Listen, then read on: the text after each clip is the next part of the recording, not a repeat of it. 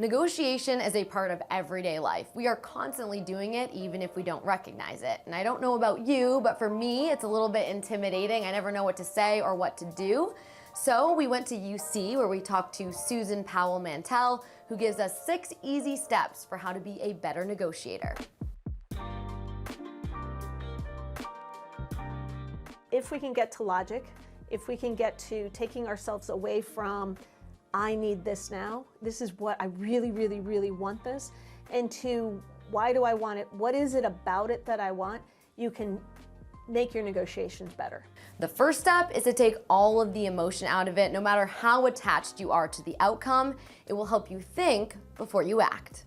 Negotiation is a very emotional time. You want something and you want it badly, and you can't, if you go at it through emotion, you're not gonna win. When I think of negotiation, I think of like getting a car for the best deal or getting an antique for like the best deal. But are people that are good at negotiation better at life?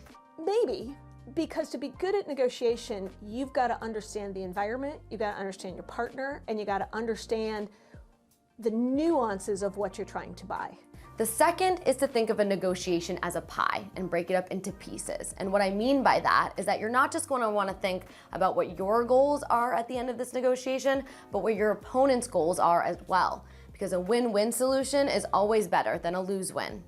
If you think about negotiation as a pie and you try to split up that pie, it's going to be a win-lose situation.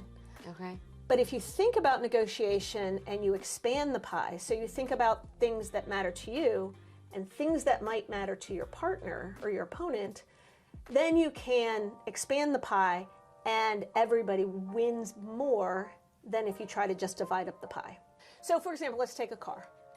So you want a car, you're on a budget, so you want it for as low a price as you can get it. Yeah. And the car dealer obviously wants to sell it for the highest price that they can get because it's more profit. But to the car dealer, they've got an in-house service, and so it's not a lot of cost for you to bring it in and get your oil changed for the first 2 years. Mm-hmm. And so often the car dealer would be willing to throw that in, and to you, that's worth $50 every 3,000 miles. You've gained on your goal of getting value for your money, and they've gained because the only thing it costs them is the oil they're going to put in there and their person's time, which they're paying for anyway. And they've got your car in there every 3,000 miles. So if, for example, your brake pads start wearing, they can tell you about it and perhaps get that sale too. And think about what they can give you that you might want. Okay.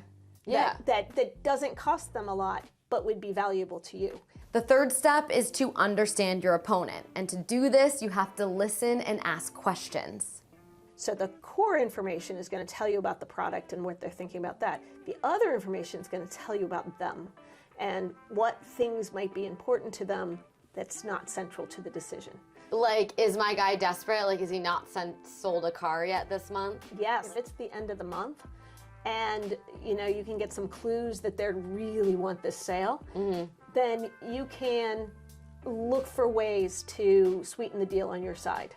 You want to give them options of giving you what you want by perhaps giving them something they want. So for example, in the case of the end of the month coming and the goal not being reached, well, I really don't need the car till next month, but I could buy it today if you could give me a deal on this, or you could throw in the oil changes, or you could, you know, whatever else you've decided to ask for. Yeah. So that if you're coming up on the goal date, maybe they can't really give you a lot off on the price, but they could give you some other stuff to get you to get it in on this month's goal. You want to think about what are the goals, what's keeping them from doing what you want them to do, and solving that problem. Fourth step is sometimes we just have to know when to walk away.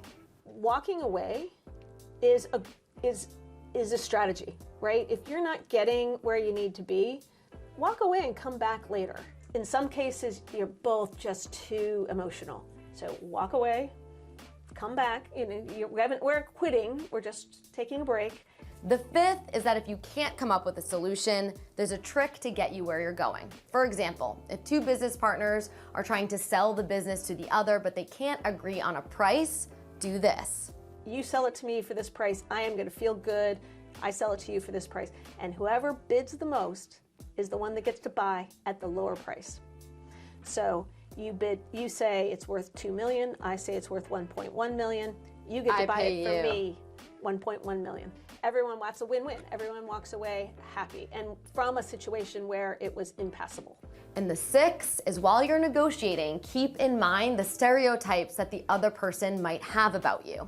And there is a gender difference in negotiation as well. The stereotypical perception of women negotiators is that we're emotional. If I go into a job interview, let's just say, and I'm negotiating for a salary and I'm a female, and the person I'm negotiating with perceives me to be a female, whether they're a female or a male, it doesn't matter, but they perceive me to be a female, then they're going to use techniques that they believe will work on a female. And some of them, turns out, will work because it's ingrained in us when we're in first grade, second grade, third grade, you know, moving up. So if they say to you, well, if I offer you more, then I won't have money to hire this person over here, and we need this person over here. And we have sympathy, so we're like, oh, okay. Yeah, right? But if you take a step back and you say, great, I will consider that offer. Then you think about it, you take emotion out of it, and then you come back and offer another one. There's your 6 tips. If you thought this video was helpful, make sure to hit the like button and press subscribe.